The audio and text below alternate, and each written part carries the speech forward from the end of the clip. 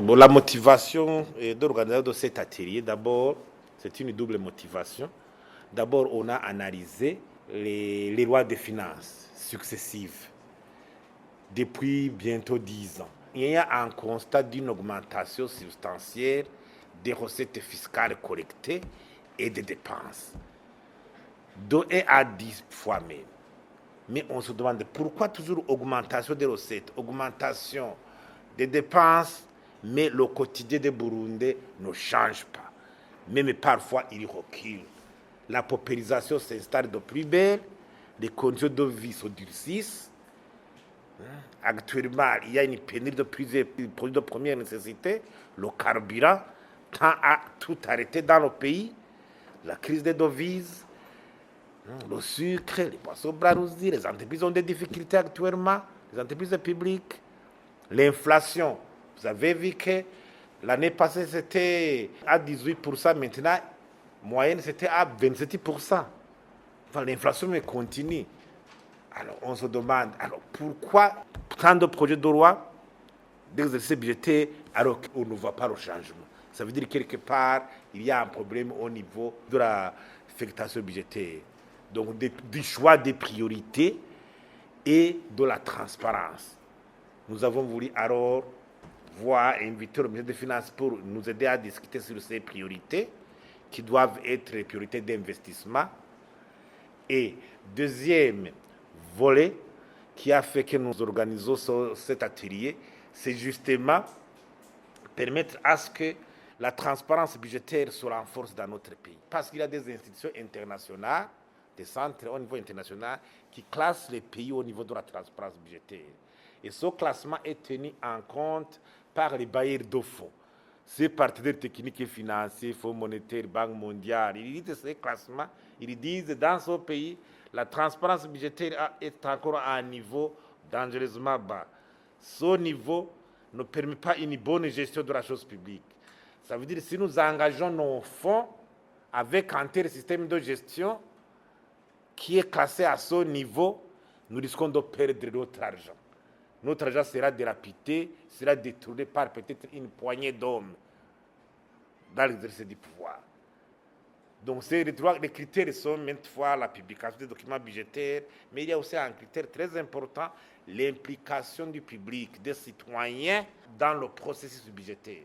À temps pour collecter les doléances, pour collecter les préoccupations citoyennes et les mettre en avant au niveau de la fixation des choix et des priorités budgétaires. Donc, nous avons invité le ministère des Finances pour commencer à faire l'exercice. Cela pourra quand même faire la base de pas d'OGA dans l'avenir au niveau du renforcement de cette transparence.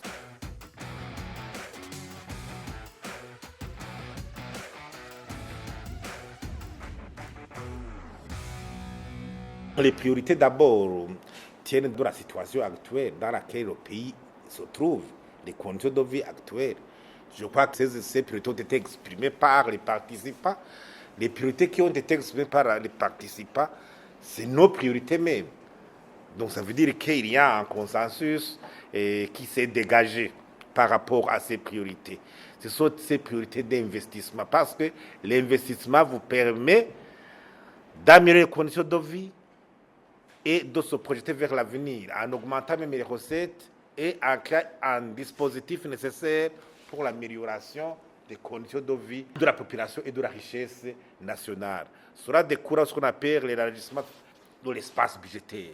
L'élargissement de l'espace budgétaire, c'est-à-dire l'augmentation des recettes, naturellement, mais aussi une bonne gestion, une gestion prudente et rationnelle pour éliminer des dépenses inutiles, des dépenses ostentatoires, des dépenses qui viennent pour surcharger le budget alors qu'au niveau du rendement, il n'en est rien. Même dans nos familles, si vous voulez bien investir, vous pouvez dire j'arrête toutes les dépenses liées aux fêtes inutiles, participation dans des fêtes qui n'en vaut pas la peine, et il y a des voyages inutiles, des achats de matériel de luxe inutiles. Tout cela, les dépenses dans les bistrots, je vais diminuer pour concentrer mon revenu, par exemple, à rembourser en crédit que je pourrais contacter afin de construire, par exemple, une maison qui pourra m'aider à subvenir à mon besoin, par exemple, pendant la retraite. Ça, c'est un investissement lié à la création de la gestion de l'espace budgétaire.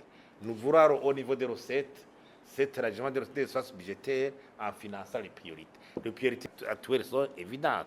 L'accès à l'eau, à l'électricité, ça c'est la priorité des priorités. Il n'y aura de finances qui ne viendraient pas étancher ce problème de délestage, devenir monnaie courante. Ça serait quel type de loi de finances? Il n'y aura de finances qui ne viendraient pas pour inverser la tendance au niveau de cette rareté des produits de première nécessité, au carburant, les boissons, ici et là, cette inflation des produits alimentaires. Parmi les missions de l'agriculture les plus importantes, c'est la disponibilisation de l'offre alimentaire à un prix abordable pour que le problème de malnutrition, de sous-alimentation ne continue pas à se généraliser dans nos pays, alors que les chiffres étaient déjà alarmants. Et je crois que quelque part, nous voulons un budget qui crée des résultats. Un budget qui crée des résultats par rapport à ses priorités.